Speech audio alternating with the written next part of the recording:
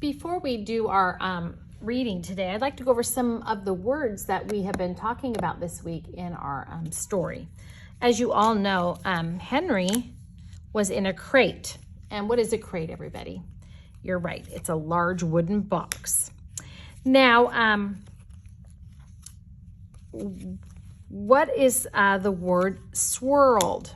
Okay. Have you ever had swirled ice cream where it's chocolate and vanilla together and it's kind of swirled together to make one? So when you swirl something, or you take your milk and you go around like that and it kind of splashes, is to move in circles, okay?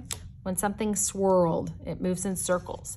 Like maybe you're in a pool and you guys run around in a circle and you try to get a wave going, you move in circles.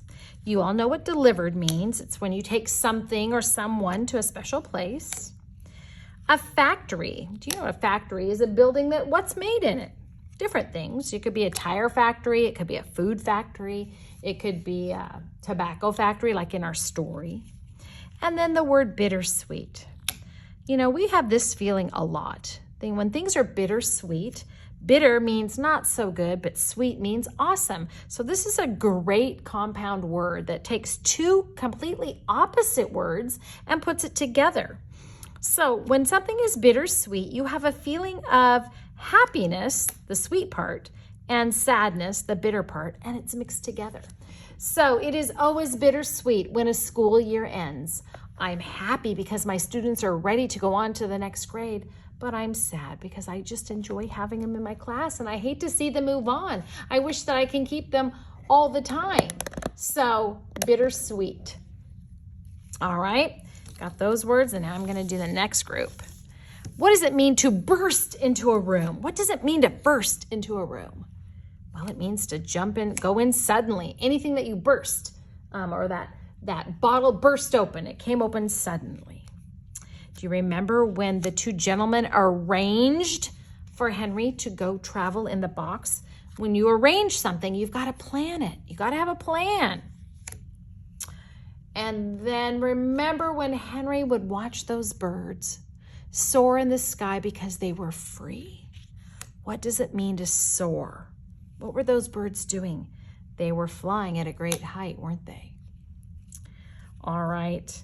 And you all know that what a steamboat is. A steamboat used to be used in the old days. It was powered by steam and not gasoline. So that was a steamboat. And then do you remember when the lady of the home, remember the man that was dying in the bed, the master? Remember his wife is called the mistress. She's the woman who has a servant or a slave. So the man is the master and the woman is called the mistress. All right, so those are your vocabulary words today. So your first assignment for reading is to do your vocabulary paper here, okay? You're going to read the directions, read the sentence, make up your own sentence with the underlined word, and then draw a picture to match it. Then your fictional passage that you need to read today is PB&J. How many of you like PB&J? I do. And you're going to read this story on PB&J, and then you're going to answer. And oh, look, there's not multiple choice questions today. They need to be answered in complete sentences. Can you tell that Jasmine and Sarah are good friends? How do you know? I can tell Jasmine and Sarah are good friends because, and then give me the evidence from the story.